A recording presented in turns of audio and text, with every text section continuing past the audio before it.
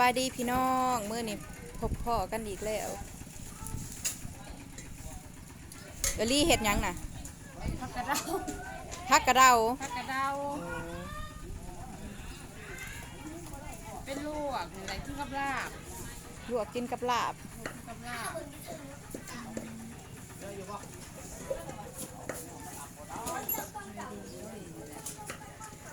ผักขยะ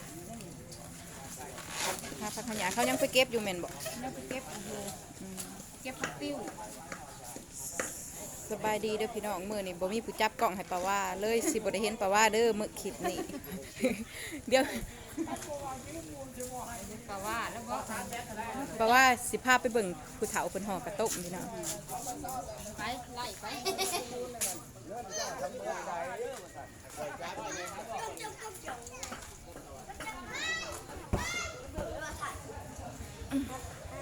เด็กกองบุญเพิ่นกำลังเอามาได้2กองเพิ่นสิมาตั้งกองบุญพี่น้อง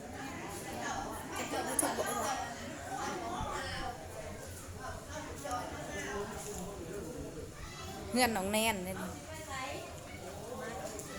ดีๆน้องผู้เฒ่าเพิ่นห่อกระต้ม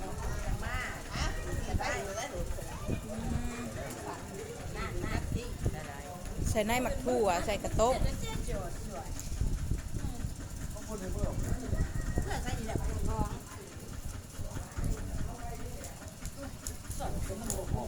นักหนานักตาได้เด่นเจ้านักหนานักตาคนสมบูรณ์กับนักไปเบิดแนวนั่นแหละอ้วนบ่เขาสิหาหมองตั้งกล้องเขาปะเป็นอะไรก่อน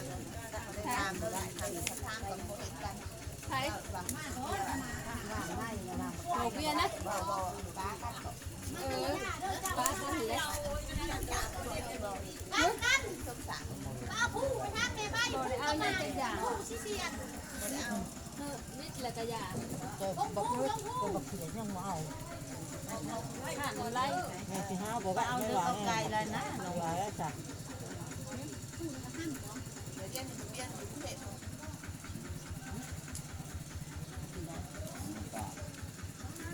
แดดตอบแดดมุมนี่บอกเอาเขากระท่านเท่ากระท่านแบบนี้อะไรเขากระดานใหญ่แต่ว่าคุกเขาแบบเต็มซักดานน้อยเราได้ครึ่งเจ็บอันนี้มันก็บริษัทจะเสือเลยโทษเดินเขาคุกข้ามโอ้กระดูกแล้วนี่ซื้อยามาให้กินซื้อยามากินห่วยขึ้นเอาอันคนเก่งเฮ้ยก็เรียกว่าขึ้นเอาคามขายไปว่ามันลูกเขาจะขึ้นยาใส่นั่นมันก็อู้ไปแล้วเนาะบาเรานะเบิ้งบอกกันบาดผ้าและพันบาดแม่มันเลยลุกขึ้นมาแล้วเบิ้งกอกยาไปเลยบอกเสียบอกคอยแล้วมากตู้แล้วมากอึบแล้วทีแรกกันอึบแล้วบ่ได้โน่แล้วเว้ยเศร้าเลยบ่เราพอเปลี่ยนก็เศร้าเลยเศร้าแล้วค้างมันก็จืดเลยเดียวบ่ได้แล้วบ่ได้นี่สิยังกับเดียวกันล่าไปแหละเขาเจ้าห่อกระต้มงามเลยมาเบิ่งของพี่เว้ยมันขึ้นไปแล้วมือตาตายเนี่ยกันมิกแล้ว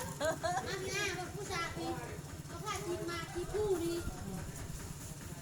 พาผู้ไปออกสองมื้อน่ะเอายามามันเศร้าเลยไปยากระดูกแตกเขา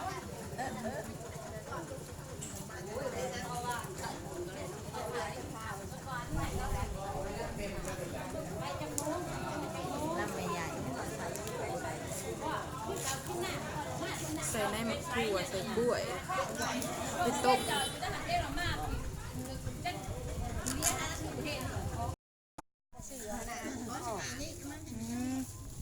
ทางนี้เป็นพี่ยักษ์กันยัง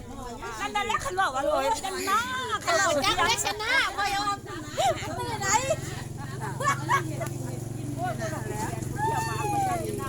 ทางนี้ห้ำยา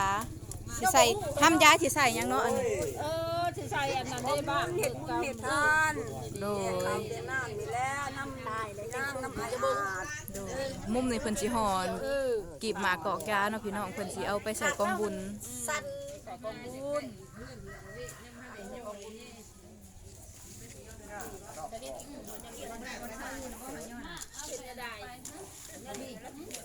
มุมนี่กับห่อกระต้มปลาดอีแม่ พี่น้องเอ้ยมาได้หม้อข้าวต้มมามุนน้ำกันเด้อ พี่น้องห่อกระต้มสิทำบุญ เด้อ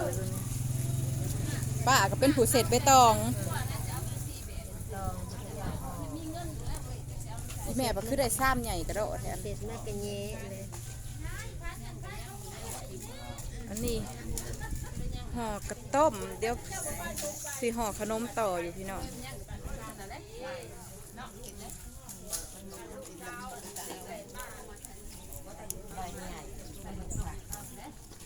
สบายดีพี่น้องห่อกระต้มน้ำกันเด้อห่อกระต้มน้ำกันเด้อพี่น้องพี่น้องทานผู้ส้มกับเบิ่งบ่เคยเห็น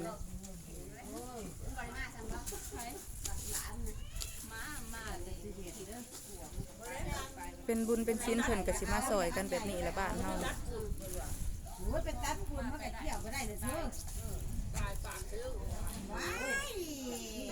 ทางนั้นก็เอาโต๊ะเอาตั้งมาลงตั้งเวที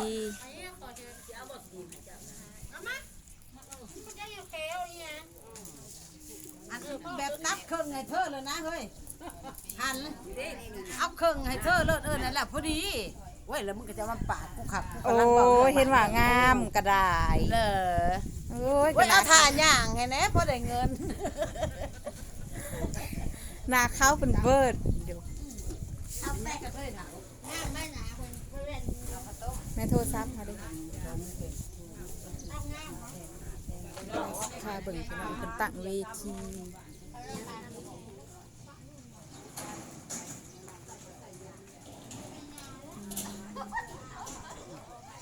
เป็นเอาโต๊ะเอาตั้งมาลงไว้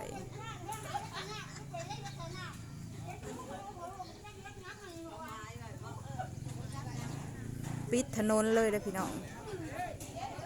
เอาเวทีมาปิดทนทางปิดถนนไว้เลยไปเที่ยวกับบ่ได้จนกว่าสิแล้วงานป่าเฮา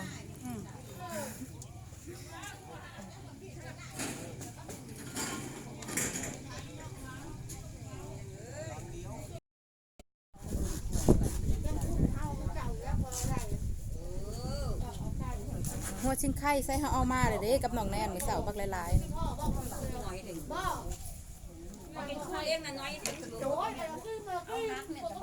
จะฮักเมียนเลย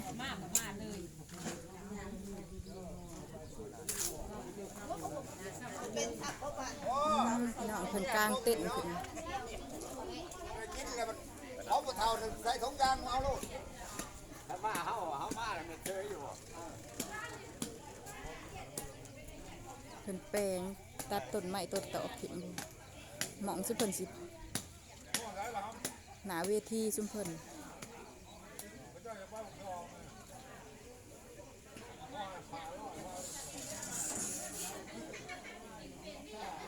นี่กลางเต้นขึ้น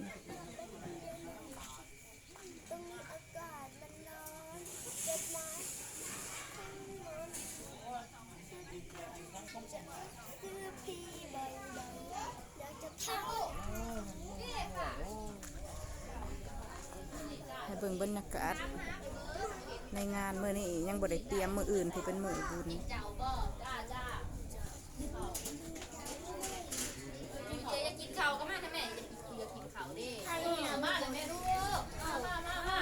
กินบ่พอให้3 คำ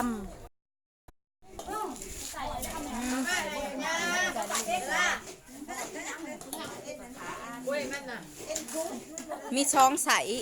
ถั่วเหลืองกับใส่มะพร้าวก้นใหญ่แล้วยังก้นน้ำพริกตลาดก้นใหญ่เอาก้นใหญ่ตัวใหญ่ตัวใหญ่เรียกเอาตัวใหญ่กองละกินพวกเขาผู้เห็นอะไรนั่งกลับมาไม่ต้องห่อเถิดกลับมาเถิดไปเอาเรียนเนี้ยอุ้ยก็ได้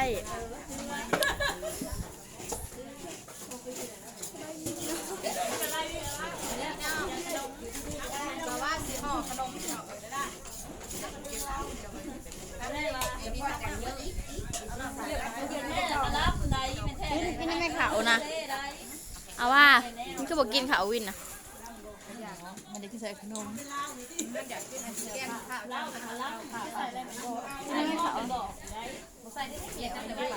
ฮะ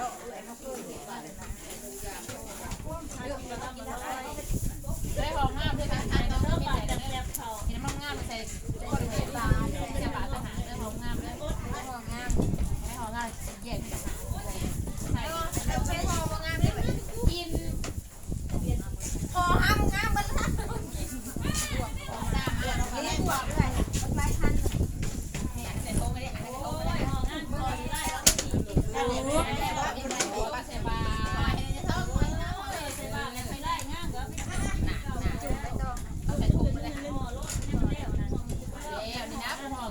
3 โดนเนี่ยไว้ๆเนี่ยแล้วจะกอดอีกเพราะใส่ข้าวข่อยก็ปั้นใหญ่กว่าเนาะต้องจับกับปั้นเขากินมาแล้ว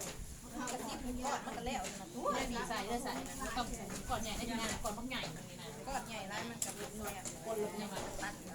ช่องแบกเรื่องคนไหนมาทำคนไหนบอกว่าเล่นเท่าไหร่คนใส่อะไรเขาก็ซื้อไหนตัวนี้ไม่จะใส่ยังไงเยอะให้ใส่ได้เย็นใส่ได้แต่ตัวใส่ที่สั่นสรุปกล่องมาตัวเรื่องก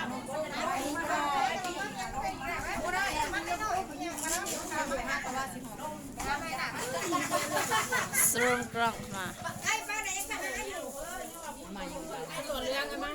จะตัวเรื่องบ่พี่นางก็ถึงมาพาเอาได้ผีเจ้าเขาจะตัวเรื่องเลยก็ให้แยกกันบ่ปั้นให้ปั้นน้อยมันใส่กันนะปั้นไม่ต้องเห็นปั้นใหญ่ดอกพอดีงามพอดีคำพอดีคำ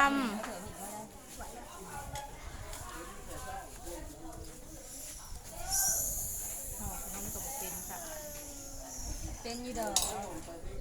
ใส่มันนะเอาเนี่ยกันแค่ไปอีกแค่เอาพูดอะไรได้เอานะเอาไปตัวนี้ไปพูดโซดูบ้าของขนมมกจันนะไปพูดนะพูดโซมีการโซที่เราจะมา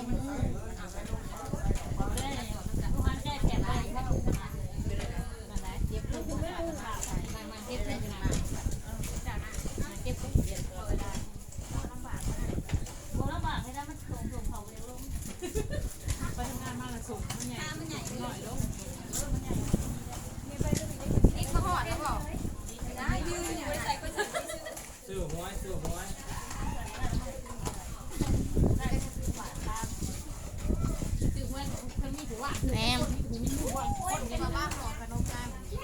ผักวะ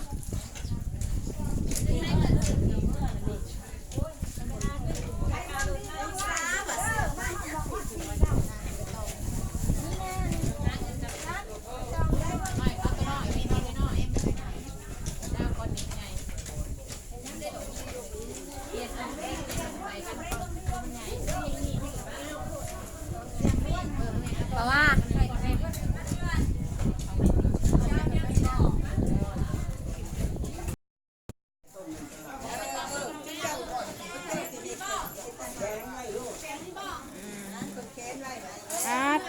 คือเช้าห่อนางงามอีลิบัดข้าวข้าวห่อจักแม่นย่างข้าวละห่อขนมกับบ่เป็นพิซซ่าได้เป็นพิซซ่าสับพิซซ่าฝาเด้อพิซซ่าเอาคนนี้ผู้สาวมีแต่ผู้งามๆป้าห่อข้าวต้มขนมกับเป็นก็แซ่บ นะพ่อหน่อย ขนมที่เป็นแสบว่าที่คนเป็นแสบ เป็นตาแสบทั้งขนมบรรยากาศในงานกระตุ้นไหวเนี่ยจักหน้อยจักเป็นน้ำเป็นยาพี่น้องเป็นการเป็นงานกันมันก็สิเป็นแบบนี้แหละ ตายเนาะ กระต่ายกระต่ายบาดปลาว่าสิเป็นแบบนี้พี่น้องกระต่ายช้องขาบาดละมง สเปดเอเคมีอยู่ว่าสเปดมาไปบ้ามาใส่ถุงจับใส่ไว้โอเคเธอโอเคจะเป็น มันก็ให้คอยอีกแล้วจะบอกให้ยุดมันจะยุดมันโอเคมันยุดอะไร ปลาว่ากับทานเลาะเบิ่งรอบๆงาน โอเคมันใหม่มากเลยปัญญาเก่งการทำนี่เราเนี่ยโอเคแล้วมันจะยุดปากมันเรายุดจ่ายยุดเรียนขนมนะการจะ เต้นถึง3 อัน 4 อันต่างกัน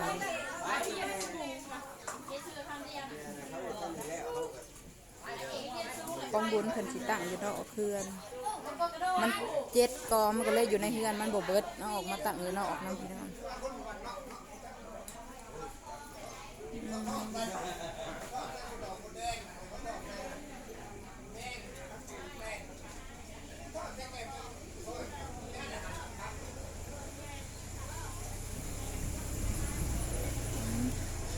สุพรรณมาปักซอง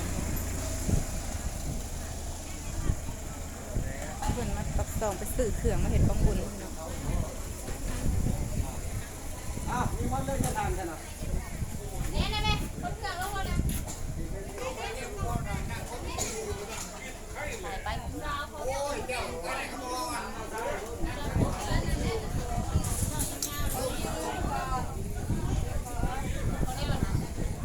ยุ้ยจะเป็นผู้ปั้นหรือจะเป็นผู้ห่อ บ้านโอ้เป็น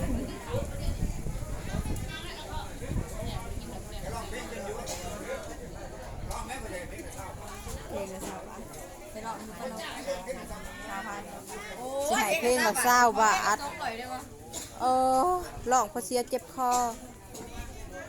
โอ้ยเพราะอะไรเราเท่าบาทนะ มันนั่นมันมาได้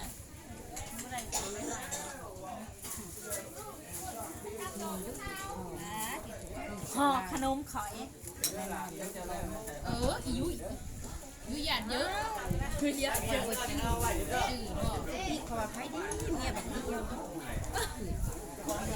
หยาดเยอะค่ะ มาเที่ยวนี่จังจีได้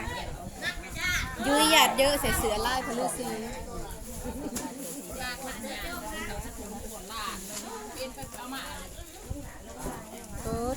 สุพรรณคือพ้นเครื่องพี่น้องเพิ่นพ้นเครื่องสิมาเฮ็ดกองบุญ โอมทราบเจ้า บ่จักเสือบ่จักหมอนผม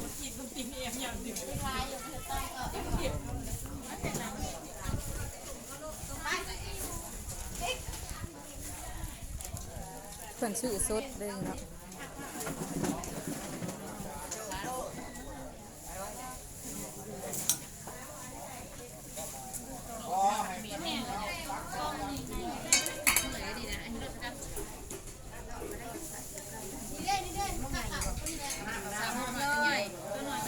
เอาหวยไปหน้าแบ่งใส่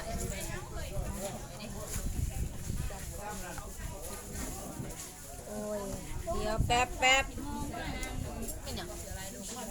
เด้อ สาวเนาะ คือสาวห่อขนมกับสิจับเนี่ยจักน้อยเสือลายๆหั่นนะกะงามอยู่ได เชื่อไล่แบบอันนี้ก็ไล่แม่ ยิ้มเน่ นี่นับสาว ไปที่ไหน โอ้เท่ากับอยากได้คนงามเนาะ บาท โอกาสทีนั่งอยากได้คนงามนะบ่แม่ยังไงโอกาสเสือไล่ไล่ไปเลยแบบนี้ไล่นั่งยังไม่ ไปเฮียงกันกะเนาะโอ้ยจะแม่นลายคือกันค่ะ ไล่แต่ขายันหอดอันตะตุ้มหมดเลยนะไล่แต่ยัน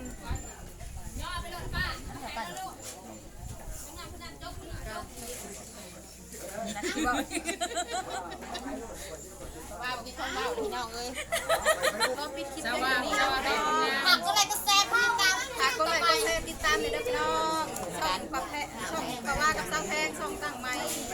ปะว่ากับสิได้ห่อขนม มต่อเป็นให้แล้วก็สบายดี งานกับลูกๆงานกับจิ๊ก